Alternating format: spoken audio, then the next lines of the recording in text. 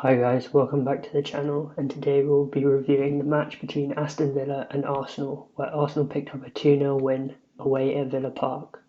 Whilst Aston Villa had a greater XG of 1.28, Arsenal had 69% possession and 9 total shots, with 4 on target. However, Villa had a lot more shots, but they were less clinical and couldn't put any of them away, with only 3 shots on target. In this video, we'll be looking at the formations and the match and what went wrong for Villa and how Arsenal managed to score 2 goals by putting pressure on the Villa defence.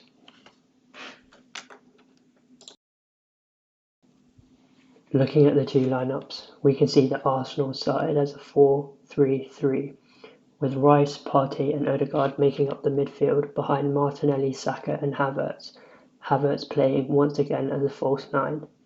Timber starting at left back and White at right back, with Gabriel and Saliba the centre back partnership as always for Arsenal.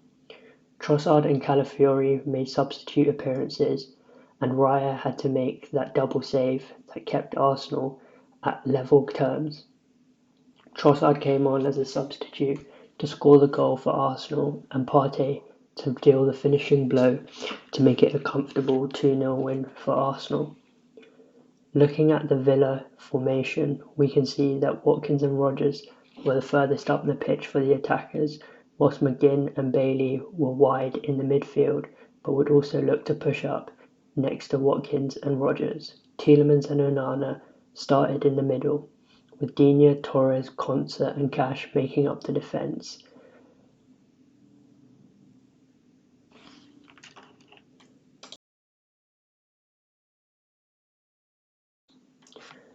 From the stats and the game, we can see that Arsenal dominated the possession with 61%, and Villa had a lot more chances than possession, with 11 total shots and 3 on target.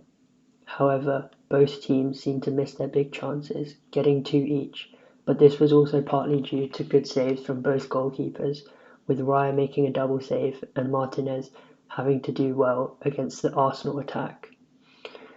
We can see that the momentum swung throughout the game, with Arsenal having the ball for large parts of the period just before half-time and just before the first goal.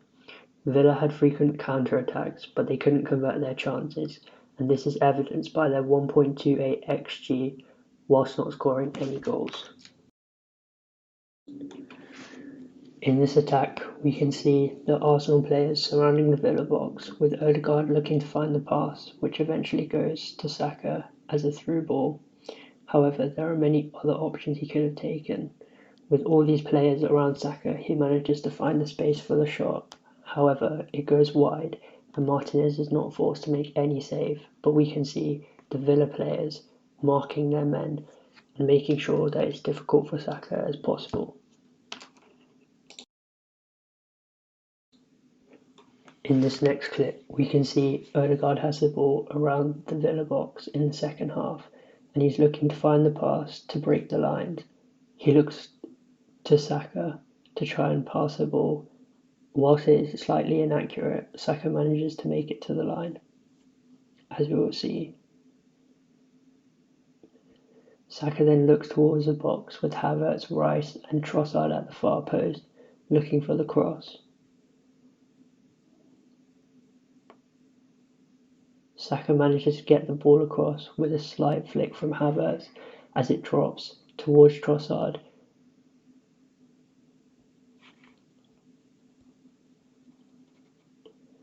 Trossard then manages to find the bottom right corner and get it past Martinez for Arsenal's first goal.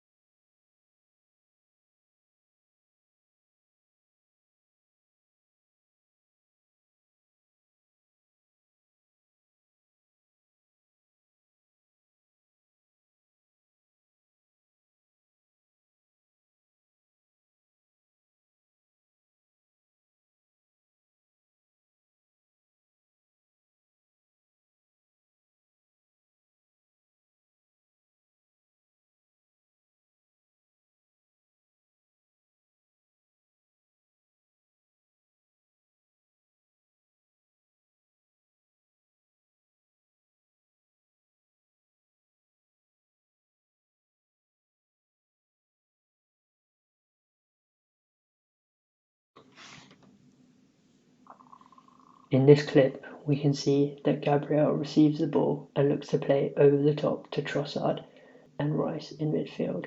He chooses to play over the top to Trossard, who then looks across the box and sees Saka on the other side to play the pass to him. Once Saka receives the ball, he takes his time as he's given a lot of space, and he looks to the edge of the box and plays the pass back to Thomas Partey. Once Partey receives the ball through all the Villa defenders, he manages to find the space to shoot. As we saw both in the game and from these stats, Villa were on the counter offered a huge threat against Arsenal, with blocked shots, hit woodwork and shots inside the box. This displays that Villa had more frequent attacks from turning over the possession. They had 7 shots inside Arsenal's box, which shows they were able to get these chances often. By winning their duels across the pitch, they were also able to start these counter-attacks with 11 successful dribbles. For example, we saw Morgan Rogers drive through the midfield against the likes of Rice and Partey and easing them off pretty comfortably in order to start creating passes towards Watkins, who unfortunately missed most of his chances. However, Arsenal managed to dominate possession and passes in both their own half and Villa's half. Arsenal were also very comfortable around the opposition box and gave themselves time and moved the ball quickly to create the space. However, on the occasions where Villa's defence managed to block and stop these attacks, they were able to turn over possession and look to the spaces in order to make a counter-attack that was worthwhile.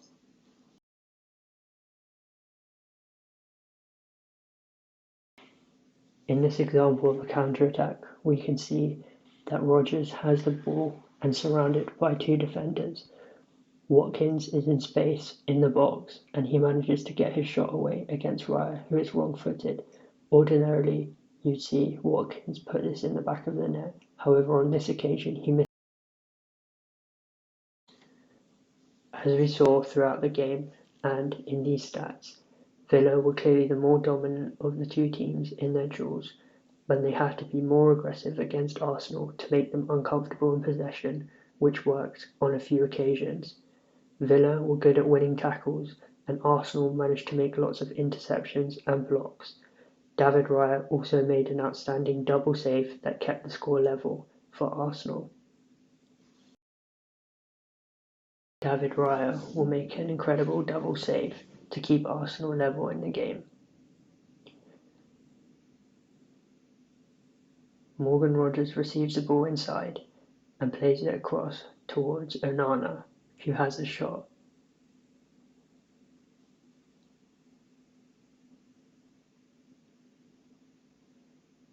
Onana's strike ends up hitting the crossbar and bouncing favourably for Watkins, who is waiting for the ball to land inside the box.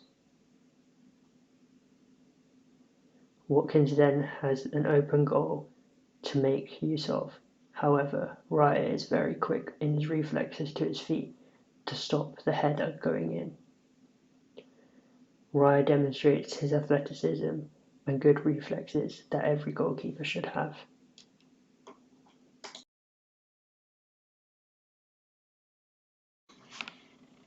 Once again, Gabriel plays the ball over the top for Leandro Trossard, past the Villa defence. Trossard then looks inside to Rice, who makes it to the box and cuts it all the way back to Martin Odegaard on the edge of the box, once again separating the Villa defence. However, Odegaard blasts the ball over the top of the crossbar, but this is another example of a chance that Arsenal had to score more goals.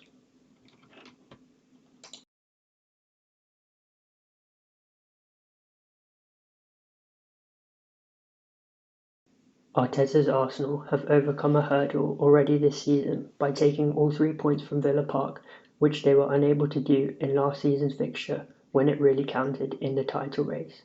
This will give them good momentum as they look to carry on gaining maximum points from each game. Whilst Emery's team may have lost, there are a lot of positives for them to take against a title-challenging team.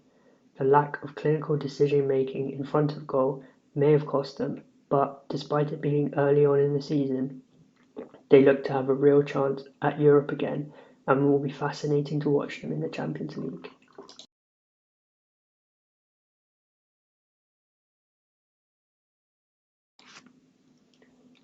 Thanks for watching the video. Hope you guys enjoyed the content. Don't forget to like, comment and subscribe, and I'll see you in the next one.